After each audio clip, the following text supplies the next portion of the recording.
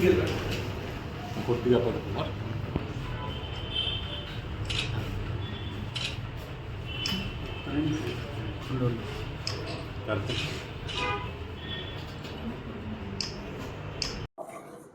రామగుప్ప మండలంలో 14, 11, 20, 24 మిడ్నైట్ పెద్దగురుపల్లి గ్రామానికి చెందిన గోవిందప్ప మరియు అతని కుటుంబ సభ్యులను కొంతమంది వ్యక్తులు కిడ్నాప్ చేసి 3 వాహనాల్లో తీసుకెళ్ళిపోయారు.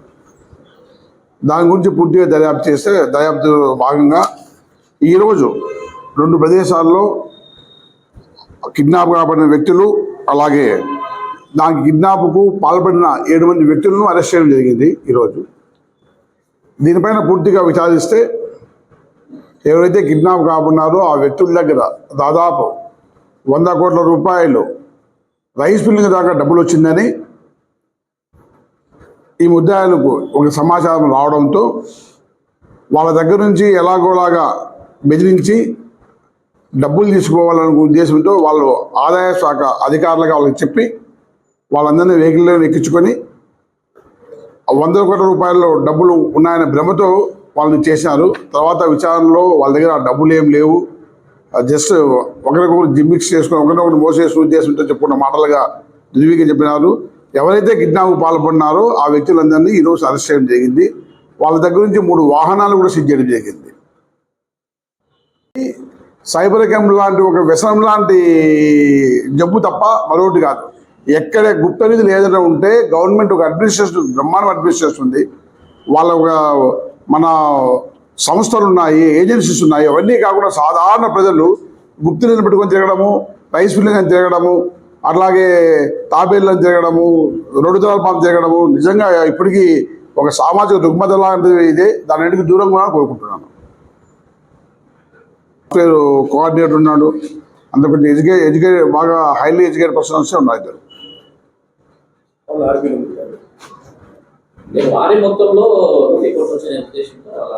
అత్యాస, ఓన్లీ అత్యాస వాళ్ళకు లాజిక్స్ కూడా మర్చిపోయేలాగా చేస్తుంది. ఇది పాసిబిలిటీ ఉందా లేదా?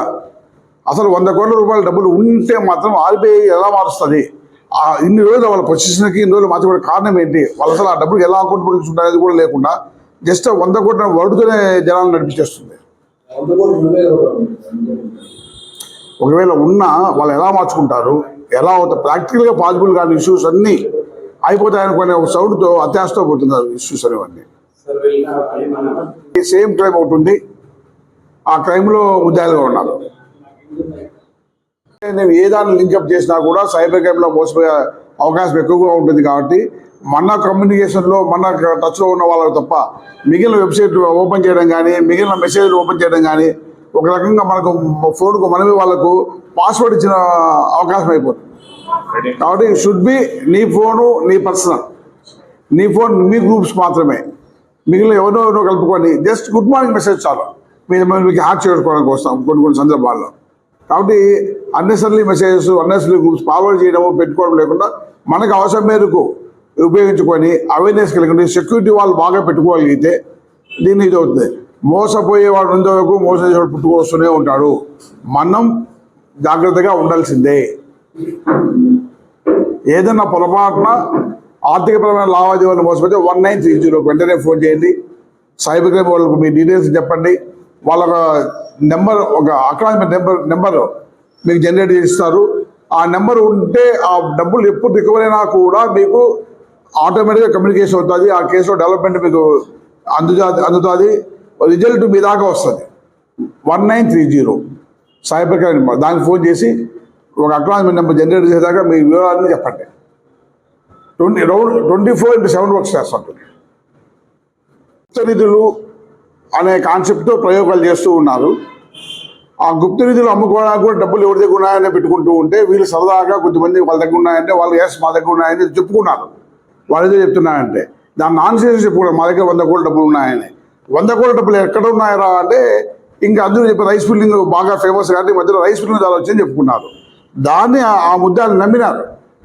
వీళ్ళు కూడా రైస్ మిల్లింగ్ ద్వారా డబ్బులు వచ్చినప్పుడు వాళ్ళకి ఏదో గుప్త నిధులు చిక్కుతాయేమో అనే ఉద్దేశం వీళ్ళకు ఉన్నట్టుంది. సో ఒకరికొకరు పరస్పరం సహకరించుకుంటూ సమాచారం లీక్ చేసుకుంటుంది. ఎర్రగొండ నుంచి ఇక్కడికి వచ్చినారంటే 100 కోట్ల రూపాయలు సౌండ్